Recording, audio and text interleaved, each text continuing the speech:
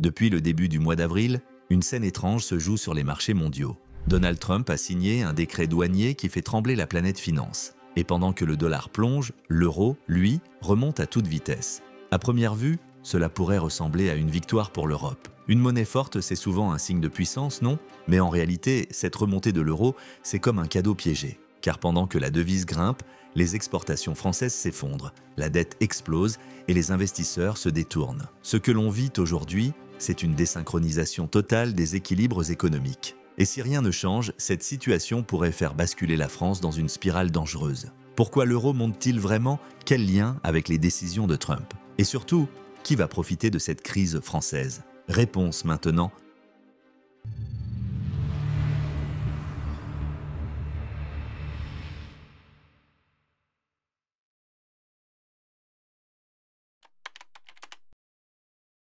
Un décret signé depuis le bureau ovale et en quelques heures, l'ordre commercial mondial s'est fissuré.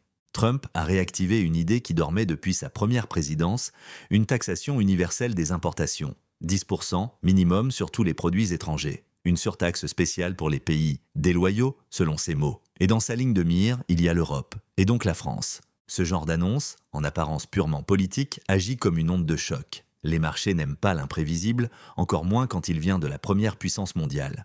Conséquence immédiate, le dollar chute, pas brutalement mais profondément. Plus de 8% de baisse en un mois, et face à lui, l'euro rebondit. Non pas parce que l'Europe va mieux, mais simplement parce que le dollar va mal. C'est un effet mécanique, quand une jambe s'effondre, l'autre tient tout le poids. Et aujourd'hui, l'euro est cette jambe.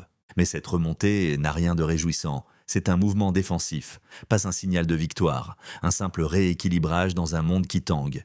Et pour la France, cette montée de l'euro n'est pas un atout. C'est un désavantage, un handicap. Et vous allez voir pourquoi.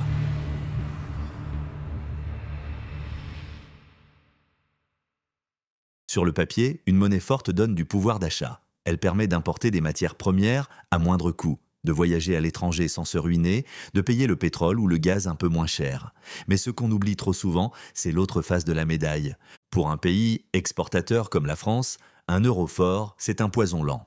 Prenons un exemple très concret. Une entreprise française qui vend des machines-outils aux États-Unis. Si l'euro monte de 5% face au dollar, sans rien changer à son tarif, ses produits deviennent automatiquement 5% plus chers pour ses clients américains. Et ça, dans un monde où la moindre différence de prix peut faire basculer un contrat, c'est rédhibitoire. Et ce n'est pas un cas isolé. Cela concerne aussi bien les producteurs de vin, les industriels de l'automobile, que les géants de l'aéronautique. Tous ces secteurs vivent de leurs ventes à l'international. Et quand la devise grimpe trop haut, leurs marges font comme neige au soleil. Mais le pire, ce n'est pas encore ça. Car pendant que l'euro grimpe, les monnaies des concurrents, elles, restent scotchées au sol, notamment le yuan. Et là, le piège se referme. Un exemple, un fabricant français d'équipements électroniques qui se bat sur le marché américain contre une entreprise chinoise. Le produit est similaire, le prix aussi, jusqu'au jour où l'euro prend 5% et le yuan reste stable. Résultat, l'entreprise chinoise devient plus compétitive sans rien faire. Elle rafle les parts de marché. L'entreprise française, elle, décroche. Lentement, mais sûrement. Et ce genre de glissement ne se voit pas tout de suite dans les chiffres. Il ronge de l'intérieur, il attaque la rentabilité, puis l'emploi, puis l'investissement. Il mine le tissu industriel en silence. En plus de cela, il faut composer avec un contexte de plus en plus tendu. Depuis les annonces de Trump, les droits de douane se multiplient. Les règles du jeu changent, parfois du jour au lendemain. Et pour les entreprises, cela devient un casse-tête permanent. Imaginez un chef d'entreprise qui fabrique en France, vend aux États-Unis, achète une partie de ses composants en Asie et doit en permanence ajuster ses prix, ses délais, ses marges, à cause de décisions politiques prises à 10 000 km. Ce n'est plus de la stratégie, c'est de la survie. Et pendant ce temps-là, le gouvernement français, lui, reste coincé. Il ne peut pas baisser l'euro. Ce n'est pas une monnaie nationale. Il ne peut pas protéger ses frontières, ce n'est pas sa compétence directe. Et il ne peut pas non plus relancer l'industrie à coup de subventions sans creuser encore davantage sa dette. Alors oui, cette hausse de l'euro, ce n'est pas une bonne nouvelle. C'est même un accélérateur de fragilité. Une machine à détruire de la compétitivité dans un pays déjà à bout de souffle. Et malheureusement, ce n'est que le début. Parce que derrière cette perte de compétitivité, un autre problème, plus profond encore, se prépare, celui de la dette.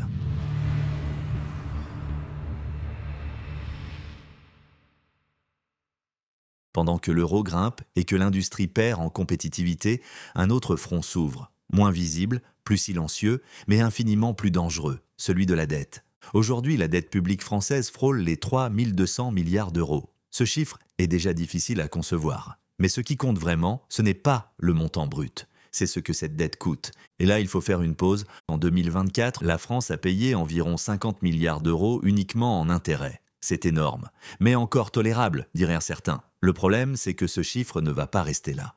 Pourquoi ? Parce que toute une génération de dettes a été contractée entre 2015 et 2022 à des taux proches de zéro, parfois même négatifs. C'était l'ère de l'argent facile, les taux bas, presque garantis. Cette époque est terminée et maintenant il faut renouveler ces dettes, en les remboursant, ou plutôt en les remplaçant par de nouvelles beaucoup plus chères. Prenons une image, c'est comme si la France avait pris un crédit immobilier à taux fixe de 0% pendant 8 ans, et qu'au moment de renégocier, la banque lui proposait un nouveau prêt, à 3%.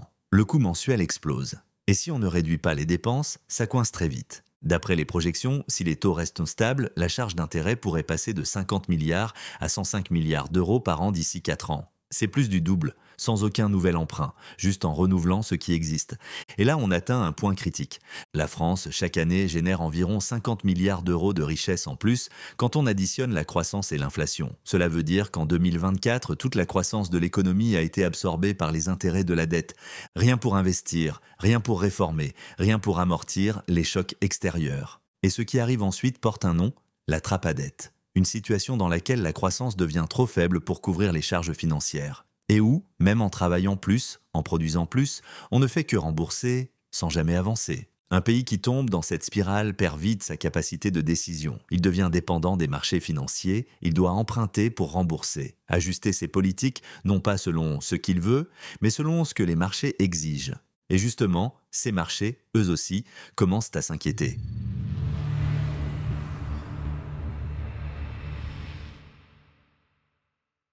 Pas de gros titres, pas de panique visible, mais depuis plusieurs mois, un signal discret clignote dans l'ombre. L'écart entre les taux des obligations françaises et ceux de l'Allemagne. Ce spread dit une chose simple. Plus il s'élargit, plus la confiance recule. Et depuis 2021, il grimpe. Lentement, sans bruit, mais sûrement. Comme un thermomètre du doute. Ce doute est aussi politique. En décembre, Moody's a abaissé la note de la France à A3. Juste au-dessus du seuil où les grandes institutions sont obligées, par leurs propres règles, de réduire leur exposition à un pays jugé risqué. Et c'est là que tout bascule. Moins d'acheteurs, c'est plus de tension sur les taux. Plus de tension, c'est plus de charges d'intérêt. Et le piège se referme.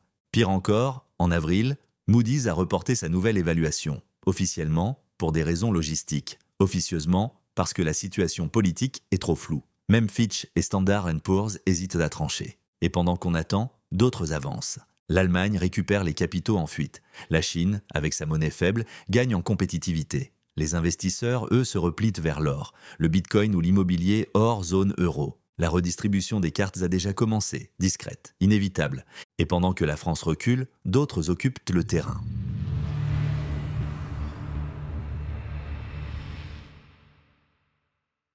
Quand un pays entre dans une spirale d'endettement, il n'a que 2 options. La première, c'est de couper dans les dépenses, lentement, si on a du temps, brutalement, si le mur est trop proche. Les États-Unis, sous la pression des marchés, ont tenté la méthode douce, une économie de 1000 milliards de dollars sur un déficit de plus de 7000 milliards. En clair, à peine 15% d'efforts. Et pourtant, même ça, ils n'y sont pas arrivés. Parce que politiquement, réduire la dépense publique reste l'un des exercices les plus explosifs qui soient. À l'autre extrême, il y a l'Argentine. En 2024, elle a plongé dans une crise monétaire si violente qu'il n'y avait plus d'autre choix. Son nouveau président, armé d'une tronçonneuse symbolique, a coupé 35% de la dépense publique. Une purge. Mais une purge qui a marché. Le pays, exsangue, a pu retrouver un semblant de stabilité monétaire. Et la France, elle, où en est-elle ? Nulle part. Aucun plan sérieux de réduction des dépenses, aucun signal crédible envoyé au marché. Rien. Pour ralentir la machine, il faudrait baisser la dépense publique d'au moins 200 milliards d'euros. Un chiffre politiquement intenable, socialement explosif, électoralement suicidaire. Mais le problème, c'est que sans effort, la France ne peut pas freiner la mécanique. Et pendant ce temps, la croissance ralentit, les taux montent, les agences hésitent et les capitaux s'échappent. On entre alors dans une zone grise. Une période où plus personne ne pilote vraiment, où tout le monde attend que quelque chose se passe, où les marchés, eux, réagissent en silence, jusqu'au jour où ils ne se contentent plus d'observer.